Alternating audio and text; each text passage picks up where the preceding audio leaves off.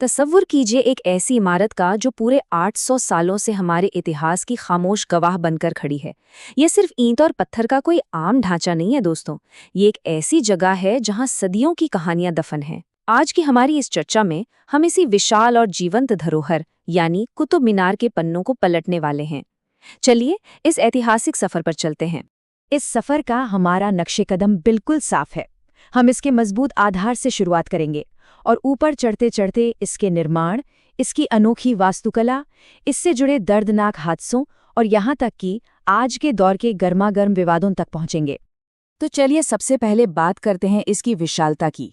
दक्षिणी दिल्ली के मेहरौली में खड़ी ये मीनार पहली नज़र में ही किसी को भी हैरान करने के लिए काफ़ी है। 72.5 मीटर, यानी करीब करीब एक 25 मंजिला इमारत जितनी ऊंची। और सबसे कमाल की बात क्या है, ये पूरी तरह से ईंटों से बनी दुनिया की सबसे ऊंची मीनार है।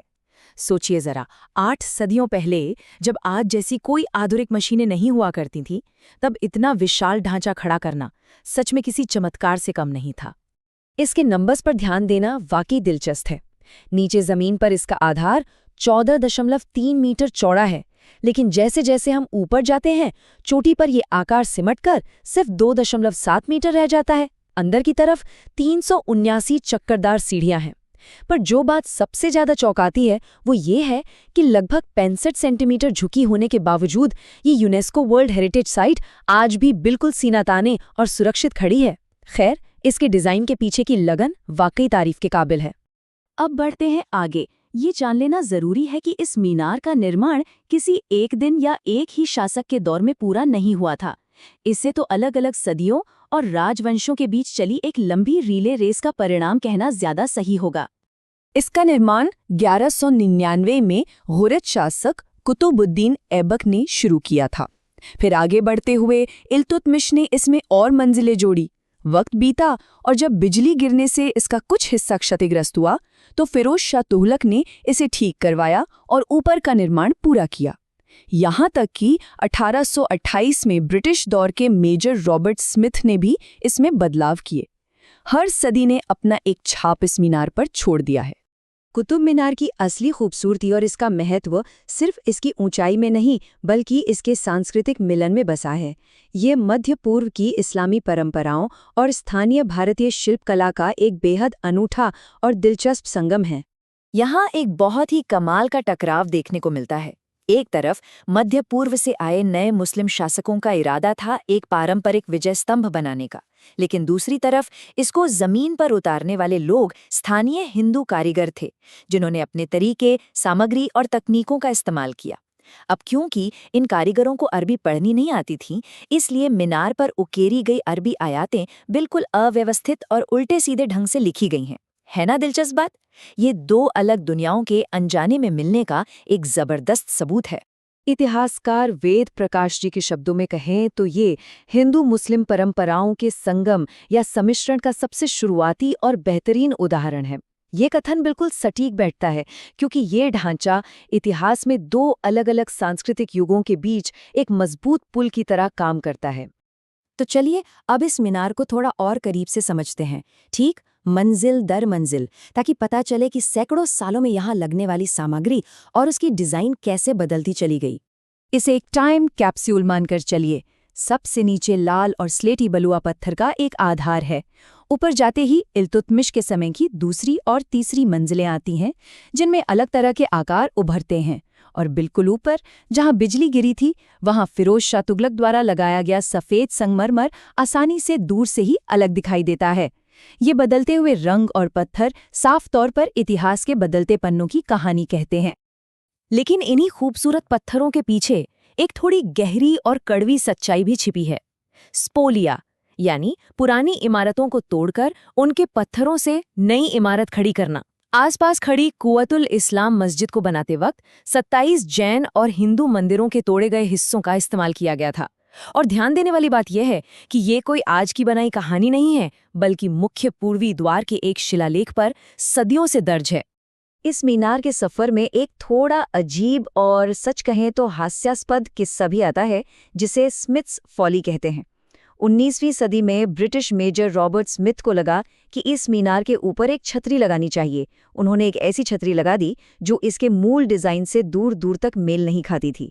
इस नादानी का इतना मजाक उड़ा कि आखिरकार 1848 में इसे वहां से हटाकर नीचे जमीन पर रख दिया गया, जिसे आज भी लोग मैदान में देख सकते हैं।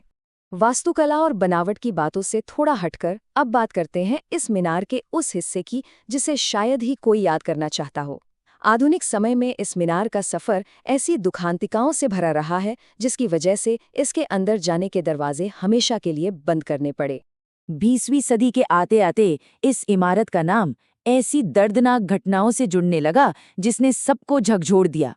जैसे कि 1946 में महाराजा जगतजीत सिंह की पत्नी तारा देवी और उनके कुत्तों की इस मीनार से गिरकर हुई मृत्यु।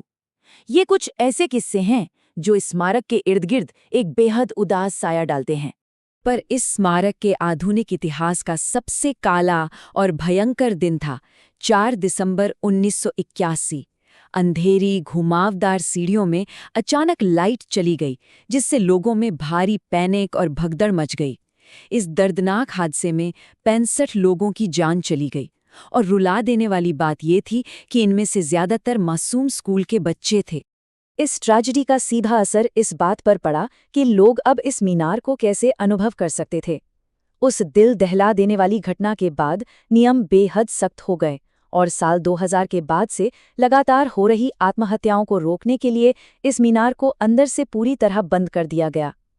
एक ऐसी जगह जहां किसी वक्त में लोग ऊपर तक जाते थे, आज बस दूर से देखने लायक एक ढांचा बनकर रह गई है। आइए अब थोड़ा आज के वक्त में वापस लौटते हैं। ये समझना वाकई दिलचस्प है कि 800 साल पुरानी ये इमारत आज भी आधुनिक बहसों, राजनीति और खबरों का हिस्सा कैसे बनी हुई है। आज इस ढांचे को लेकर 2 बिल्कुल अलग दृष्टिकोण आमने सामने खड़े हैं। एक तरफ तो स्थापित ऐतिहासिक दस्तावेज हैं जो साफ तौर पर बताते हैं कि इसे 1199 में घुरिद शासकों ने एक विजय स्तंभ के रूप में बनवाया था।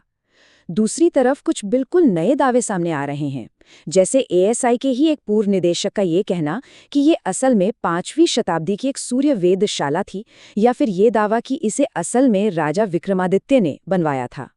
और सोचिए मत कि ये बातें सिर्फ चर्चाओं या सोशल मीडिया तक सीमित हैं। इनका असर जमीन पर भी हो रहा है। साल 2000 में कुछ दक्षिणपंथी समूहों ने यहाँ मूर्तियों की शुद्धि के लिए बाकायदा यज्ञ करने की कोशिश की थी। और हाल ही की बात करें तो मई 2022 में संस्कृति मंत्रालय ने एएसआई को यहाँ मस्जिद से 15 मीटर दूर खुदाई करने का आदेश तक दे दिया। इसका मतलब साफ है, यहाँ का इतिहास अभी पूरी तरह से लिखा नहीं गया है, उस पे आज भी काम चल रहा है। लेकिन इन तमाम भारी विवादों के बीच भी इसकी चमक थोड़ी भी फीकी नहीं पड़ी है। यह मीनार आज भी हमारी संस्कृति का एक बड़ा हिस्सा है। 1963 की बात है।